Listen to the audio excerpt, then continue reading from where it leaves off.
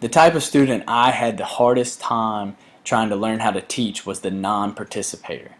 It's easy to teach anyone who is willing to learn, but the person who comes in and sits there and does nothing, who falls farther and farther behind with each lesson that they do not turn in, and ultimately disrupts the class because the teacher is waiting on a response from that teacher, the student, causes disruptions and causes frustration amongst a lot of teachers. The disruptions this type of student can cause frustrations for teachers, but it also causes frustrations for other students because these other students are here willing to learn and willing to participate in the lessons.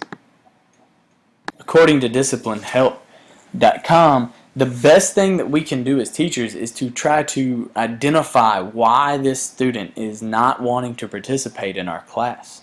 Before we can identify why this student is not participating, though, we need to ask ourselves two questions. The first question is, do I really want this student here? Which, as teachers, the answer should be yes. And do I want to drive this student away?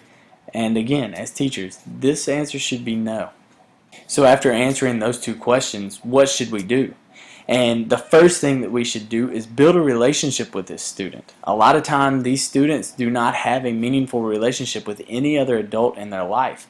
This teacher-student relationship could be the most meaningful to them. In building that relationship with this student, we can never give up on the student. A lot of times these students are just waiting for an adult to say, you know what, I've had it, I can't do it anymore. That way this student can give themselves a reason to give up as well. On the website behavioradvisor.com/motivationstrategies.html, author Francesca Battaglia discussed these students in depth. And again, the relationship theme is very prevalent in this website. We as teachers need to create an atmosphere in which there is an emphasis on effort rather than achievement and accuracy.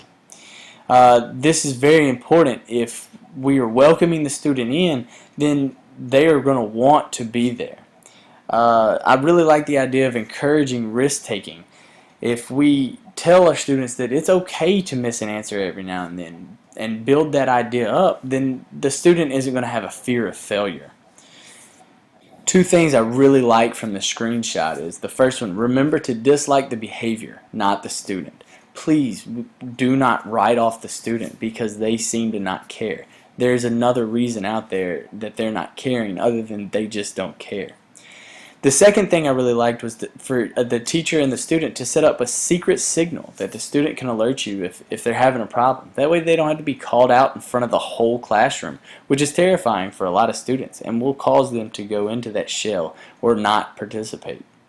Battaglia suggests that teachers break tasks into small chunks or break down the assignments. That way the student can experience a lot of wins along the way in every assignment instead of just seeing one huge assignment and getting really frustrated at the very beginning and quitting. We need to set our students up for success. They all fear failing, so a lot of times they'll just shut down if they feel like they're about to fail. We need to stop the shutting down part and help them to succeed. I really like the idea of teachers giving students choices on things to do. Give an assignment, but give 3 choices of how the student can do the assignment. This gives them ownership of the assignment, making them want to do the assignment instead of just one way that they are told they have to do it. Finally, Battaglia gave an idea of involving the student in self-evaluation and self-monitoring. This way the student is cognizant of their actions in class. If they're really thinking about how they're acting in class, then hopefully they're going to see that they need to participate so that they can begin to learn and not fall as far behind. I really hope these strategies have helped, and I hope that this video has helped you to deal with students who are not participating. Thank you.